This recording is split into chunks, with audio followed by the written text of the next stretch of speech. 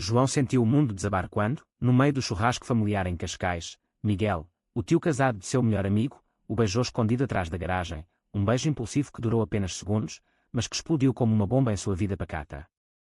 No dia seguinte, uma mensagem anônima chegou ao telefone de João, ameaçando revelar tudo à família conservadora de Miguel se ele não se afastasse imediatamente.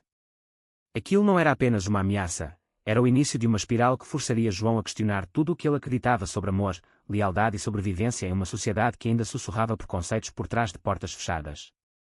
A tarde de verão em Cascais estava perfeita, com o sol brilhando sobre o jardim amplo da casa de Pedro, o melhor amigo de João desde a universidade. O cheiro de carne grelhada misturava-se ao riso das crianças correndo pelo gramado, enquanto adultos conversavam animadamente sobre política e futebol. João, aos 25 anos, recém-formado em arquitetura, havia ido ao churrasco para relaxar depois de uma semana estressante no escritório em Lisboa. Ele era um rapaz discreto, com olhos verdes penetrantes e um jeito calmo que escondia uma luta interna constante com sua orientação sexual, algo que ele mantinha em segredo para evitar julgamentos da família tradicional do interior alentejano. Miguel, por outro lado, era o centro das atenções. Aos 45 anos, casado há 20 com Ana, pai de 2 adolescentes, ele era o típico homem de sucesso, empresário bem-sucedido no setor imobiliário, com uma barba grisalha bem aparada e um sorriso confiante que conquistava qualquer um. Mas por trás daquela fachada, Miguel carregava um segredo que o consumia há anos, uma atração por homens que ele reprimia ferozmente, moldado pela educação católica rígida e pelas expectativas sociais de uma Portugal ainda marcada por resquícios conservadores, apesar das leis progressistas. Enquanto ajudava Pedro a virar as sardinhas na grelha, João notou Miguel observando de longe. Era um olhar intenso, quase invasivo, que o deixou desconfortável. Ei, João, vem cá provar isso, chamou Pedro, distraindo momentaneamente. Mas quando João se afastou para pegar uma bebida na garagem, Miguel o seguiu. Você é arquiteto, né? Me conta sobre seus projetos, disse Miguel, aproximando-se demais. João respondeu educadamente, mas o ar entre eles estava carregado. De repente, Miguel o empurrou gentilmente contra a parede e o beijou. Foi um beijo urgente, cheio de desejo reprimido, que durou apenas instantes antes de Miguel se afastar, olhos arregalados de pânico. Desculpa, eu não sei o que me deu, murmurou, saindo correndo. João ficou paralisado, o coração acelerado. Aquilo era loucura. Miguel era casado, hetero aos olhos de todos, e tio de seu melhor amigo. Mas o beijo acendeu algo em João, uma faísca de atração que ele não esperava. Naquela noite, de volta ao seu apartamento em Lisboa, João não conseguia dormir. Ele repensava cada detalhe, o cheiro de colonia de Miguel, a pressão de seus lábios, o risco insano. Isso não pode acontecer, pensou ele, mas uma parte dele ansiava por mais. No dia seguinte, o telefone tocou com uma mensagem de número desconhecido: vi vocês ontem. Se não parar, conto para a Ana e para o Pedro. Vocês vão destruir tudo. João sentiu um frio na espinha. Quem poderia ser? Alguém da família? Um vizinho? Ele bloqueou o número, mas o medo se instalou. Ele decidiu ignorar, mas Miguel mandou uma mensagem horas depois: precisamos conversar. Encontro no café do Chiado amanhã. João hesitou, mas a curiosidade, e a atração, venceu. No café, Miguel estava nervoso, mexendo no café sem parar. Aquilo foi um erro, disse ele, voz baixa. Eu sou casado, tenho família. Mas eu não consigo parar de pensar em você. João, surpreso, confessou que sentia o mesmo. Eles conversaram por horas, Miguel abrindo-se sobre sua vida dupla, casado por pressão familiar, mas sempre atraído por homens. Minha mãe me obrigou a casar jovem, para curar isso, revelou ele, olhos marejados. João compartilhou suas próprias lutas, a família que o via como o filho perfeito, sem saber de sua homossexualidade. Aquela conversa marcou o início de um affaire secreto. Eles se encontravam em hotéis discretos, parques afastados, sempre com o medo de serem descobertos. João se sentia vivo como nunca, mas o peso da culpa crescia. E se a Ana descobrir? E o Pedro, pensava ele. Miguel prometia que era só uma fase, mas cada encontro aprofundava o laço emocional. Em uma noite chuvosa em Sintra, eles caminharam pela floresta, mãos dadas. Eu te amo, sussurrou Miguel, e João respondeu o mesmo, selando um pacto perigoso. Mas as ameaças continuaram. Mensagens anônimas chegavam semanalmente, cada vez mais agressivas. João começou a paranoia, checando sombras em todo lugar. Ele confrontou Miguel: alguém sabe. Temos que parar. Mas Miguel, viciado na liberdade que João lhe dava, recusou. Vamos ser cuidadosos, disse. A tensão escalava, e João sentia a primeira rachadura em sua sanidade. Os encontros se tornaram mais frequentes, e com eles, as mentiras. João inventava desculpas para o trabalho, cancelava planos com amigos, tudo para ver Miguel. Em uma tarde em Belém, sentados à beira do Tejo, Miguel confessou mais: Ana e eu mal nos tocamos há anos. É um casamento de aparências. João ouvia, mas uma voz interna o alertava: isso era traição, destruição de uma família.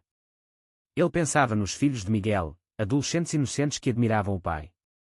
Estou sendo egoísta, refletia João, mas o amor o cegava. A família de João, no Alentejo, começava a pressionar. Sua mãe ligava toda semana: quando vai trazer uma namorada, filho? Já está na hora de casar. João se esquivava, mas o stress acumulava. Ele via nos olhos da mãe o orgulho por ele ser o bom filho, e temia decepcioná-la. Em Portugal, apesar do casamento gay ser legal desde 2010, em famílias rurais, a homossexualidade ainda era tabu, sussurrada como uma doença. Miguel enfrentava seus próprios demónios. Em casa, discutia com Ana sobre bobagens, usando como válvula para a frustração interna. Uma noite, após um encontro com João, ele chegou tarde e Ana questionou: onde você estava? Ele mentiu sobre uma reunião de negócios, mas o olhar dela era de suspeita. Miguel se sentia um monstro, traindo a mulher que o apoiara por anos. Ela não merece isso, pensou, mas a atração por João era como uma droga. O confronto veio quando Pedro, o sobrinho de Miguel e amigo de João, notou algo estranho. Em um jantar familiar, Pedro viu Miguel e João trocando olhares. Vocês dois parecem próximos demais, brincou Pedro, mas o tom era sério. João gelou, e Miguel mudou de assunto rapidamente. Depois, Pedro puxou João de lado: o que está rolando com meu tio? Ele está estranho. João negou, mas a semente da dúvida foi plantada. As ameaças anônimas pioraram. Uma foto borrada deles juntos chegou por e-mail, com a legenda: para o envio para todos. João investigou, descobrindo que o remetente era de um cibercafé em Lisboa. Ele confrontou Miguel novamente: alguém nos segue. Isso vai acabar mal. Miguel, em pânico, sugeriu fugir juntos, mas João recusou: você tem família. Não posso destruir isso. A tensão culminou em uma briga feia. Em um hotel em Óbidos, Miguel acusou João de ser covarde: você quer me largar por medo. João rebateu: e você? Vive mentindo para si mesmo. Eles se separaram furiosos, mas no dia seguinte, Miguel apareceu no apartamento de João, chorando. Eu não aguento mais essa vida dupla, confessou. Eles se reconciliaram, mas o dano estava feito, a confiança abalada. João começou a questionar sua moral. Sou o vilão aqui. Estou ajudando a destruir um casamento. Ele leu artigos sobre infidelidade e homossexualidade reprimida, vendo reflexos de si mesmo. Em uma terapia secreta, o psicólogo alertou: isso é tóxico. Pense no custo emocional. Mas João ignorou, mergulhando mais fundo. Miguel, por sua vez, enfrentou um ultimato em casa. Ana encontrou uma mensagem no celular: saudades, amor. Ela confrontou: quem é ela? Miguel mentiu sobre uma amante mulher, mas Ana não acreditou. Se for homem, me diz. Eu aguento. Miguel negou, mas o casamento rachou. Ele pensou em contar tudo, mas o medo de perder os filhos o paralisou. O affaire continuou, mas com mais cautela. Eles se encontravam em cidades distantes, como Porto, fingindo viagens de trabalho. Em uma noite no Douro, bebendo vinho, Miguel propôs: vamos assumir. Eu me separo. João hesitou: e a sociedade? Sua família é conservadora. Miguel insistiu: Portugal mudou. Podemos viver livres. Mas a realidade bateu. Uma mensagem anônima chegou a Ana: seu marido te trai com um homem. Ela explodiu, jogando Miguel para fora de casa. Ele foi para um hotel, ligando para João em desespero, tudo desabou. João, culpado, o acolheu. Mas Pedro descobriu e confrontou João: você e meu tio. Isso é nojento. Você traiu nossa amizade. João perdeu o amigo, isolado. Com Miguel expulso de casa, o caos se instalou. Ele se mudou temporariamente para o apartamento de João, transformando o pequeno espaço em um refúgio tenso. Vamos lutar juntos, disse Miguel, mas João via o sofrimento nos olhos dele, chamadas perdidas dos filhos, mensagens raivosas de Ana. Papai, por que você fez isso? Perguntou o filho mais velho em uma ligação. Miguel chorou, questionando sua escolha. Valeu a pena. Perdi tudo por amor. João enfrentava sua própria família. Sua mãe veio a Lisboa após rumores. Ouvi coisas ruins sobre você. É verdade que está com um homem casado? João, pela primeira vez, assumiu: sim, mãe. Eu sou gay. Ela ficou em choque, chorando. Isso é pecado. O que vão dizer os vizinhos? João defendeu: é quem eu sou. Portugal permite isso. Mas ela foi embora magoada, cortando contato temporariamente. A sociedade portuguesa, apesar de progressista na lei, ainda carregava preconceitos sutis. No trabalho de João, colegas sussurravam: aquele arquiteto gay que destruiu um casamento. Ele perdeu um projeto importante, vítima de boatos.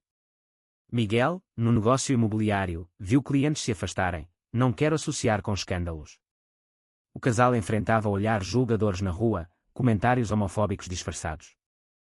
O anônimo revelou-se: era o irmão de Ana, furioso com a traição. Ele confrontou Miguel em um café: você destruiu minha irmã. Vou-te processar. Miguel pediu perdão, mas o dano era irreversível.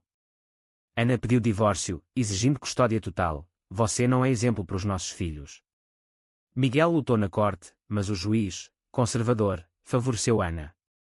João e Miguel tentavam reconstruir. Em uma viagem a Algarve, eles caminharam pela praia, discutindo o futuro.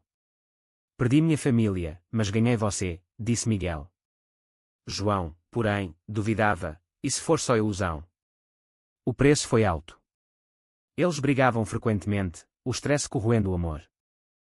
Pedro, o ex-amigo, reapareceu. Em uma reunião tensa, ele acusou: você usou minha família para seu prazer. João defendeu: foi amor, não prazer. Pedro abrandou ligeiramente: meu tio sempre foi infeliz. Talvez você o salvou. Mas a amizade estava quebrada. João mergulhou em depressão, questionando escolhas. Devia ter parado no começo, pensava. Ele leu livros sobre identidade LGBT em Portugal, vendo histórias semelhantes de luta e aceitação.